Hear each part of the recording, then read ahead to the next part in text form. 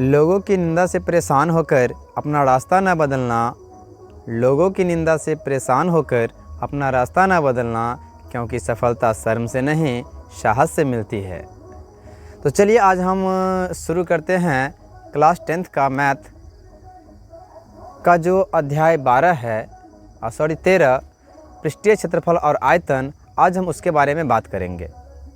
तो चलिए हमारे साथ बने रहिए और देखते हैं कि पृष्ठीय क्षेत्रफल और आयतन के बारे में क्या होता है और उसे हम कैसे 10वीं क्लास में सवाल बनाएंगे। तो चलिए बने रहिए हमारे साथ, हम शुरू करते हैं। तो चलिए सबसे पहले है पृष्ठीय क्षेत्रफल। तो आखिर ये क्षेत्रफल क्या होता है? तो किसी भी ठोस को सभी सतहों के पृष्ठ का जो योग होता है उसे हम क्षेत्रफल कहते हैं, समझ गए। और आयतन जो होता है किसी भी बर्तन में या किसी भी वस्तु में कितना उसके अंदर कोई भी वस्तु के रखने की क्षमता होती है उसे हम आयतन कहेंगे। तो सबसे पहले हम क्षेत्रफल के बारे में पढ़ते हैं। तो क्षेत्रफल में क्या होता है? सबसे पहले होता है पृष्ठीय क्षेत्रफल। सबसे पहले होता है पृष्ठीय क्षेत्रफल। किसी ठोस के आधार के क्षेत्रफल को छोड़ करके और बाकी क्षेत्रफल को अगर जोड़ देते हैं तो उसे हम वक्र पृष्ठीय क्षेत्रफल कहते हैं। चलिए यहाँ है वक्र पृष्ठीय क्षेत्रफल। वक्र पृष्ठीय क्षेत्रफल।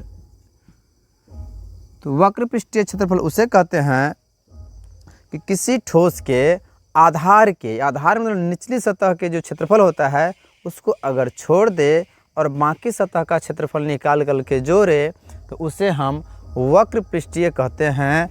और अगर हम कुल पृष्ठीय की बात करें, कुल पृष्ठीय क्षेत्रफल का तो हम किसी ठोस के आधार के क्षेत्रफल को भी उसमें अगर जोड़ दे तो उसे हम कुल पृष्ठीय क्षेत्रफल कहेंगे। यानी वक्र पृष्ठीय क्षेत्रफल में आधार के सतह जो होता है उसके क्षेत्रफल को जोड़े तो क्या हो जाएगा? हमारा कुल पृष्ठीय क्षेत्रफल। बात समझ गए होंगे। अब इसमें हम सबसे पहले पढ़ेंगे घन के बारे में। किसके बारे में? घन के बारे में। घन के बारे में चलिए, यानी इसे हम क्यूब भी कहते हैं, क्यूब। तो घन जो है वर्ग से मिलके बना होता है और वर्ग के चारों भुजा आपस में बराबर होता है। तो चलिए हम यहाँ पर एक घन का निर्माण करते हैं। चलिए घन ऐसे बना लेते हैं। चलिए ये हो गया हमारा क्या? घन। इसमें टोटल कितना? तो 6 सतह होता है। बात समझ गए? 6 सतह होता है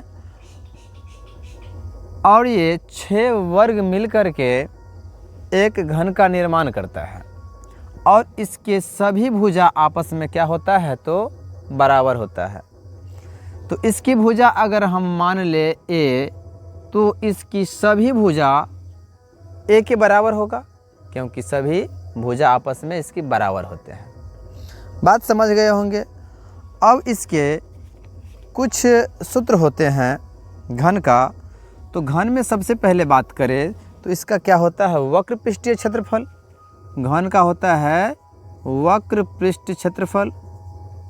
वक्र पृष्ठ क्षेत्रफल, इसका वक्र पृष्ठ क्षेत्रफल होता है 4 गुने भुजा स्क्वायर। क्या? 4 गुने भुजा स्क्वायर, याद रख लेना है। अगर इसके कुल पृष्ठीय की क्षेत्रफल की बात करें, कुल पृष्ठीय क्षेत्रफल तो होता है 6 गुने भुजा स्क्वायर, क्योंकि इसमें 6 सतह होता है। अगर इसके हम विकर्ण का बात करें तो इसका होता है √3 गुने भुजा। अगर घन के हम आयतन की बात करें, घन की आयतन तो ये होता है भुजा क्यू।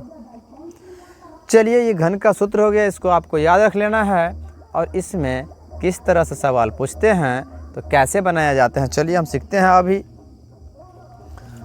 तो चलिए देखते हैं कि अगर किसी भी सवाल में, चलिए हम इसको पहले मिटा देते हैं, लिख लीजिएगा इसको।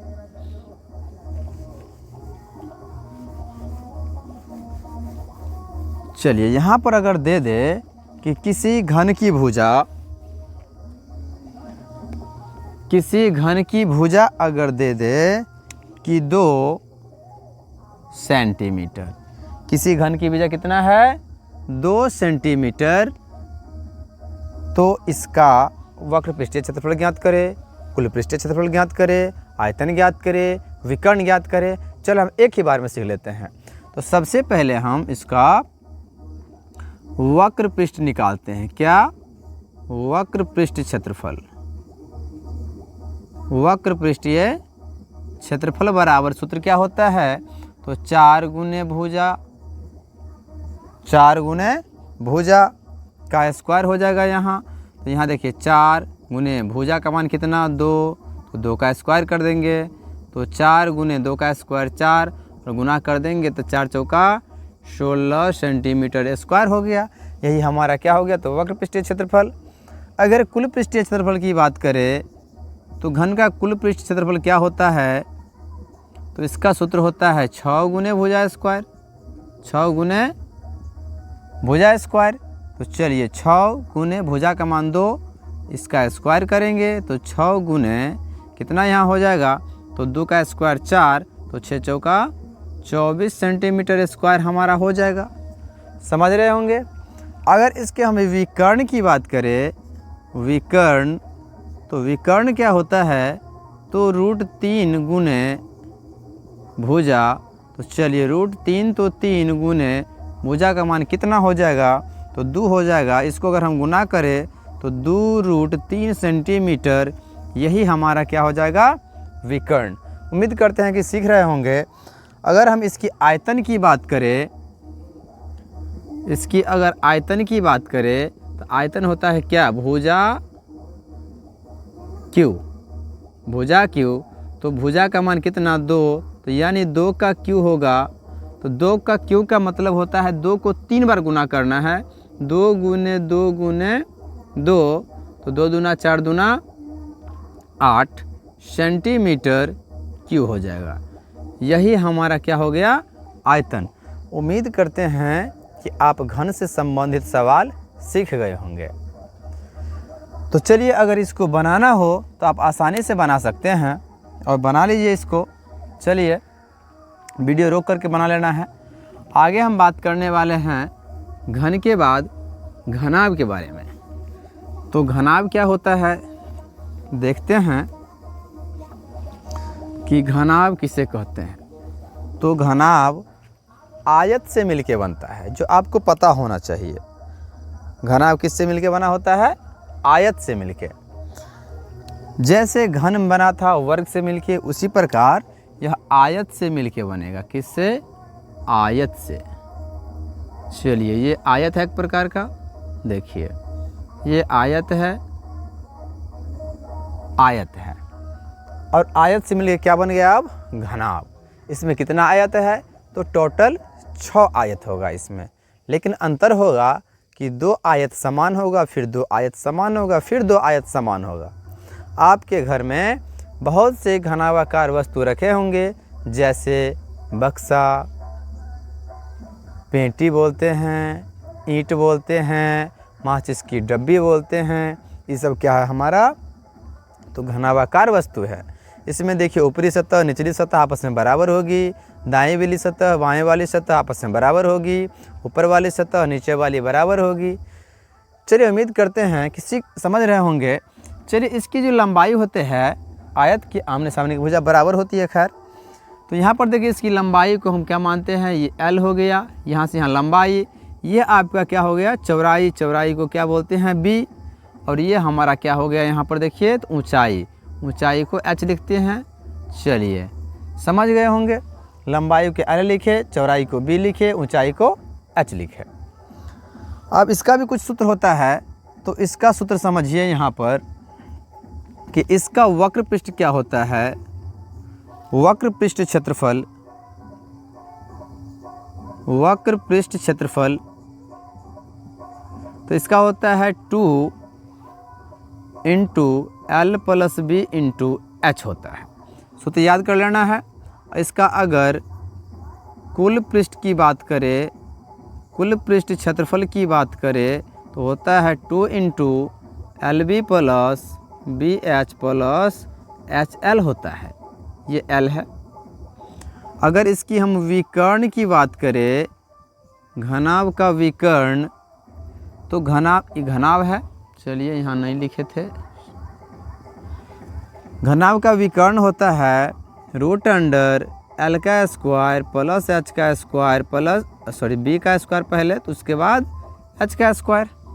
उसके बाद क्या होता है इसका आयतन, तो इसका आयतन का सूत्र क्या हो जाएगा, क्या, तो लंबाई गुने चौड़ाई गुने ऊंचाई, यही हमारा आयतन हो जाएगा। तो समझ रहे होंगे। चलिए हम इसमें कुछ सवाल से बात करते हैं कि आखिर इसका सवाल क्या हो सकता है। तो यहाँ पर देखिए कि दिया गया है एक सवाल में कि घनाभ की लंबाई चौड़ाई और ऊंचाई दिया गया है। मान लेते हैं कि घनाभ की लंबाई यहाँ दे दिया गया है 10 सेंटीमीटर, चौड़ाई दे दिया गया है आपका 8 सेंटीमीटर और ऊंचाई दे दिया गया है कितना, तो 6 सेंटीमीटर। तो इसका वक्र पृष्ठीय क्षेत्रफल, कुल पृष्ठीय क्षेत्रफल, विकर्ण और आयतन कैसे ज्ञात करते हैं। तो चलिए देखते हैं, इसको सूत्र को लिख लेना है। चलिए सीखते हैं इसके बारे में। तो यहाँ पर देखिए सबसे पहले क्या है, इसका वक्र पृष्ठ क्षेत्रफल, क्या, वक्र पृष्ठ क्षेत्रफल किसका, तो घनाभ के बारे में बात कर रहे हैं।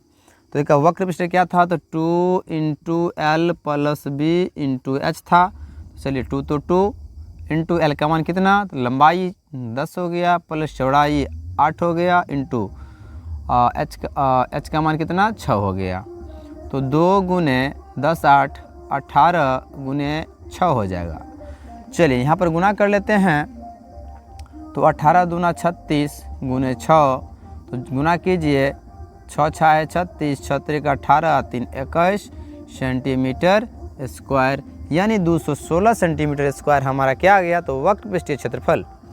अब इसका हम कुल पृष्ठीय क्षेत्रफल की बात करें, अगर घनाभ का कुल पृष्ठीय क्षेत्रफल, कुल पृष्ठीय क्षेत्रफल की बात करें तो क्या होता है, 2 into L B plus B H plus H L होता है। तो देखिए 2 इंटू एल का मान 10 गुने बी माने चौड़ाई का मान 8 प्लस बी का मान 8 गुने एच का मान ऊंचाई कितना है, तो 6 और प्लस एच का मान 6 और गुने एल का मान 10 आया है। समझ रहे होंगे। चलिए 2 इंटू 10 8 यहाँ 80 हो जाएगा, प्लस 8 छक्के 48 और प्लस 10 छक्के 60 हो जाएगा। 2 इंटू का मतलब यहाँ क्या हो जाएगा, गुना। इसको जोड़ते हैं तो 8 6 4 10 और 10 8 18 हो जाएगा। चलिए इसको हम अगर गुना करें तो 8 दूना 16 और दूना 16 1 17 का 7 हासिल 1 2 एकम 2 और 1 हो जाएगा 3 सेंटीमीटर स्क्वायर हो जाएगा। यही आपका कुल पृष्ठीय क्षेत्रफल।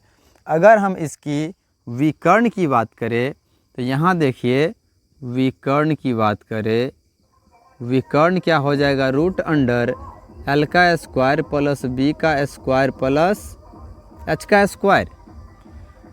तो यहाँ देखिए रूट अंडर एल का मान 10 का स्क्वायर प्लस बी का मान 8 का स्क्वायर प्लस 6 का स्क्वायर हो जाएगा। तो चलिए रूट अंडर 10 का स्क्वायर 100 प्लस 64 हो जाएगा और यहाँ 36 जोड़ते हैं इसको तो हो जाएगा 200 और 200 का वर्गमूल कितना होता है, तो 200 का वर्गमूल नहीं निकलता है। तो इसको हम सबसे पहले क्या करेंगे, गुणनखंड में तोड़ लेंगे। तो इसको हम लिख सकते हैं 100 गुने 2, तो 100 का वर्गमूल 10 और 2 का वर्गमूल नहीं निकलता है, इसलिए रूट में, तो 10√2 सेंटीमीटर यही हमारा विकर्ण हो जाएगा। समझ रहे होंगे। अगर हम इसकी आयतन की बात करें तो यहाँ देखिए आयतन, घनाभ का आयतन की बात करें तो होता है लंबाई गुने चौड़ाई गुने ऊंचाई। लंबाई का मान 10 गुने चौड़ाई का मान 8 गुने इसका मान है 6, गुना कीजिए 10 8 80 और गुना में 6, तो 8 6 48 यानी 480 सेंटीमीटर क्यूब हमारा आयतन आ गया। उम्मीद करते हैं कि आप घनाभ से संबंधित सवाल समझ गए होंगे। तो चलिए हम आगे बात करने वाले हैं। चलिए इसको बनाना है तो बना लीजिए एक बार वीडियो रोक करके।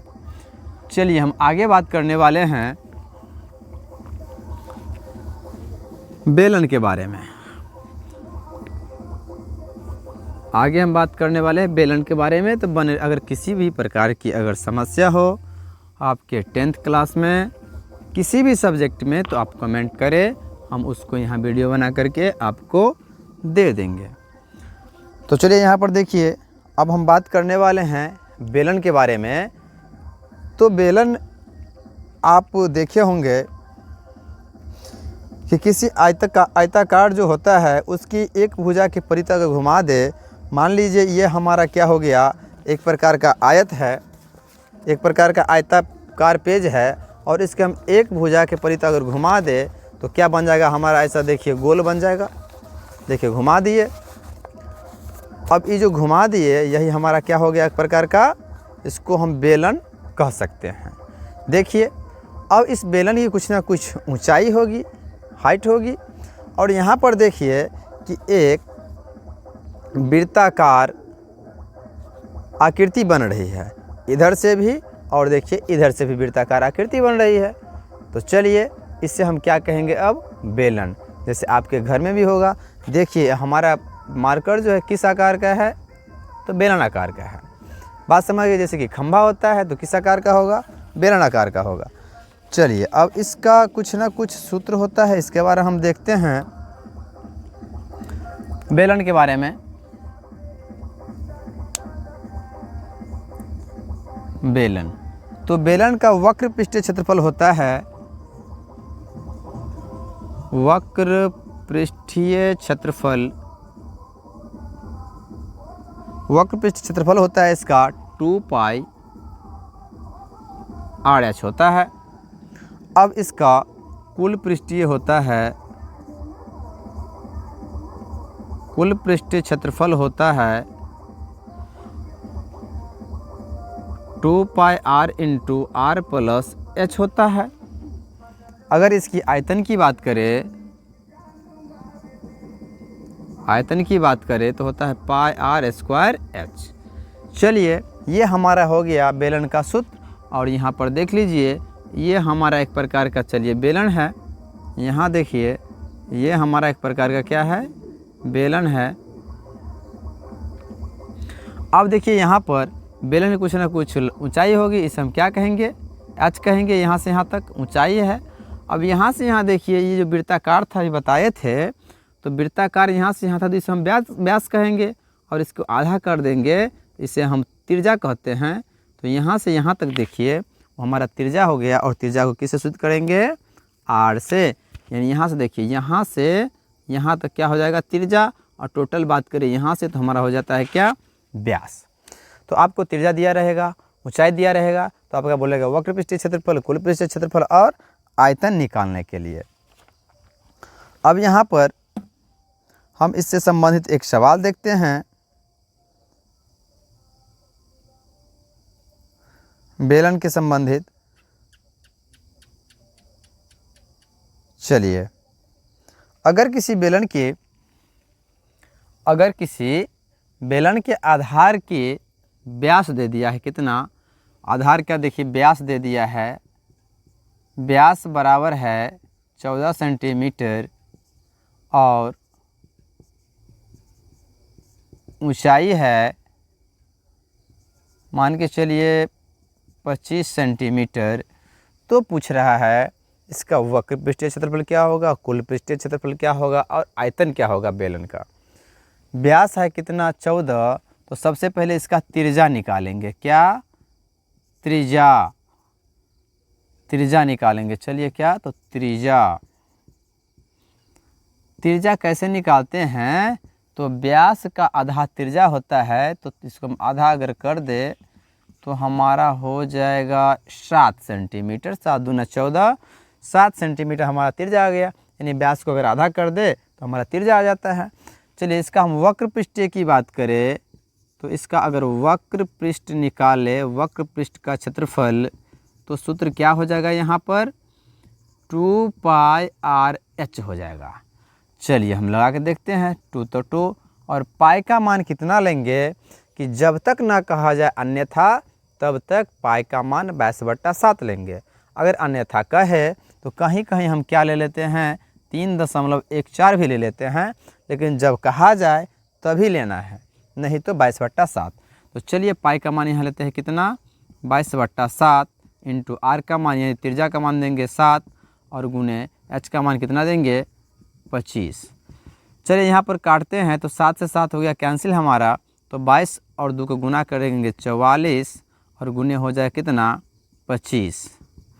चलिए इसको हम गुना करते हैं तब 25 चौके 100, 25 चौका 100, हासिल 10 हो गया, फिर 25 चौका 110 हो गया, यानी 1100 सेंटीमीटर स्क्वायर हमारा क्या हो गया वक्र पृष्ठीय क्षेत्रफल। अगर हम कुल पृष्ठीय की बात करें, कुल पृष्ठ क्षेत्रफल का तो सूत्र क्या होता है, तो 2πr और इंटू आर प्लस एच होता है। तो 2 तो 2, पाई का मान 22/7 इंटू आर का मान 7 देंगे। यहाँ हो जाएगा आर का मान कितना फिर से 7 अब प्लस एच का मान 25। चलिए 7 7 कैंसिल, 22 दूना 44 अगुने 25 को 7 को जोड़ेंगे तो 25 से 7 32।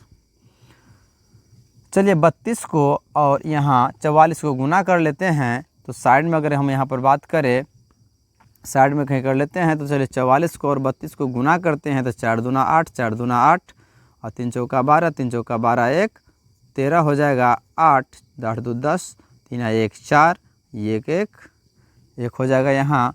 तो 1408 सेंटीमीटर स्क्वायर हमारा क्या हो गया कुल पृष्ठीय क्षेत्रफल। समझ रहे होंगे। अगर हम इस बेलन के आयतन की बात करें तो आयतन हमारा क्या हो जाएगा, चलिए यहीं देख लेते हैं। तो आयतन कैसे निकालते हैं देखिए, तो आयतन बराबर होता है बेलन का πr²h। तो देखिए इसका मान 22/7 गुने आर का मान कितना 7 स्क्वायर है, इसीलिए 2 बार होगा यहाँ पर। तो 7 एच का मान कितना 25, 1 7 से 1 7 कैंसिल हो गया। तो देखिए 22 को गुने 7 को गुने 25 को क्या करना है, तो गुना कर देना है। 22 को 7 को और 25 को गुना कर देना है। इसको गुना करते हैं तो 3850 आ जाएगा और यहाँ हो जाएगा सेंटीमीटर क्यूब हो जाएगा।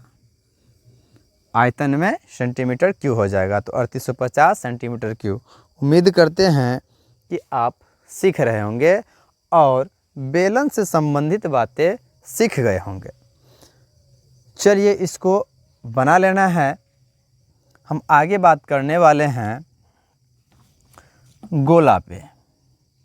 चलिए इसको मिटा देते हैं, बना लीजिएगा। आगे बात करने वाले हैं हम गोला के बारे में। तो सबसे पहले ये पता होना चाहिए कि भाई गोला कहते किसे हैं। चलिए बने रहिए हमारे साथ, देखते हैं गोला क्या है, इससे कैसे सवाल पूछा जाता है।